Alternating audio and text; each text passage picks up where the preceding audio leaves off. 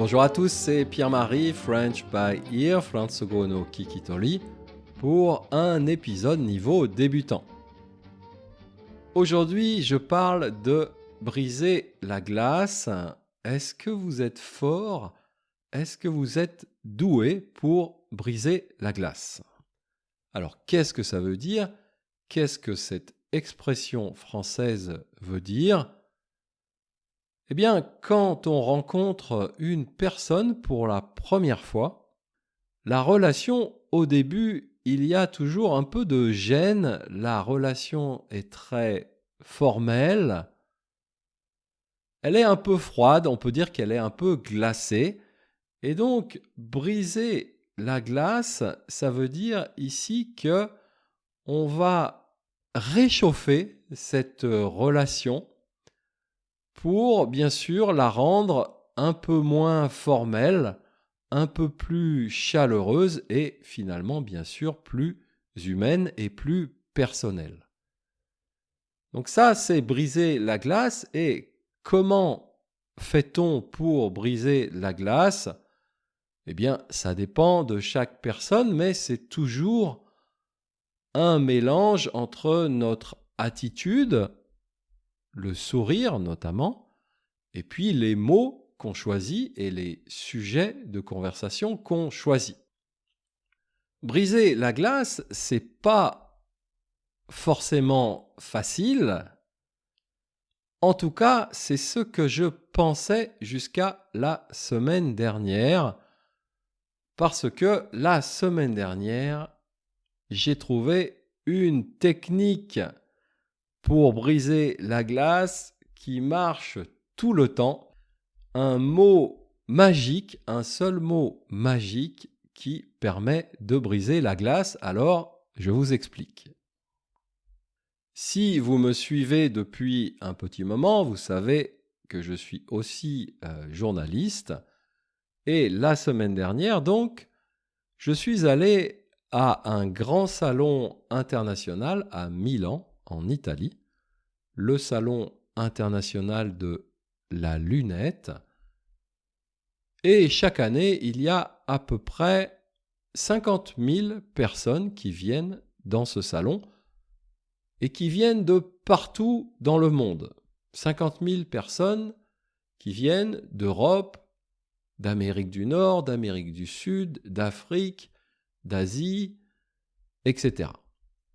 J'ai passé 3 jours à ce salon la semaine dernière. Je n'ai pas rencontré 50 000 personnes, mais j'ai rencontré au moins 50, 60 personnes, et dans ces personnes, il y avait beaucoup de personnes que je rencontrais pour la première fois. Et donc, à chaque fois, il y avait cette idée, comment faire pour briser la glace avec cette nouvelle personne. Alors, à chaque fois, c'est pareil, je me présente, je dis mon nom, je suis Pierre-Marie, je suis journaliste. Et ensuite, je donne 3 informations, toujours les mêmes. Je dis, je suis français. Bon, en général, pas de réaction. Je travaille pour une société allemande. Toujours pas de réaction. Et 3e information, je vis au Japon. Et alors là, tout change. J'ai dit le mot magique, j'ai dit le mot Japon. Et presque à chaque fois, la personne en face de moi me fait un grand sourire et me dit « Ah, le Japon, j'adore. Quelle chance vous avez de vivre au Japon, etc. » En fait, toutes les personnes pratiquement que j'ai rencontrées, il y avait 2 solutions. Soit elles m'ont dit « Ah, je suis allé au Japon il y a quelques années, c'était un voyage magnifique, j'ai adoré. » Soit elles me disent « Ah, je rêve d'aller au Japon, j'espère que je vais pouvoir y aller bientôt. » Pour moi, c'était la première fois que j'allais à ce salon depuis que j'ai déménagé au Japon. Donc, c'était la première fois que je faisais cette expérience-là.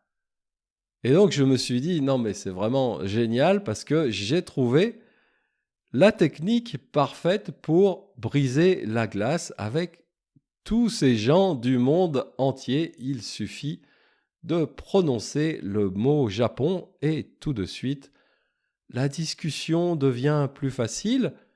Et plusieurs fois, pendant ce salon, je me suis retrouvé à parler pendant 10 ou 15 minutes du Japon avant de pouvoir parler du vrai sujet, de la vraie raison pour laquelle j'allais voir ces personnes.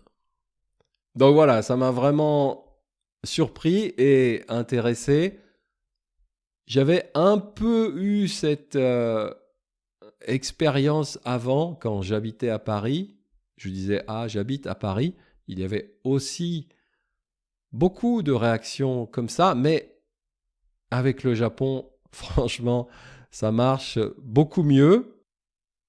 Bon, du coup, je ne sais pas si c'est forcément une bonne nouvelle, si vous pensez, comme moi, qu'il y a déjà trop de touristes au Japon.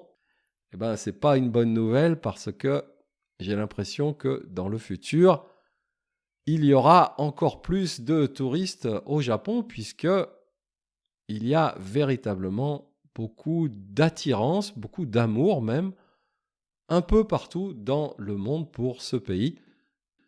Et donc, quand même, au final, c'est plutôt une bonne chose. Voilà, c'est tout pour aujourd'hui. Retrouvez la transcription de ce podcast sur mon site comme d'habitude et je vous dis à bientôt, Mata Jikai.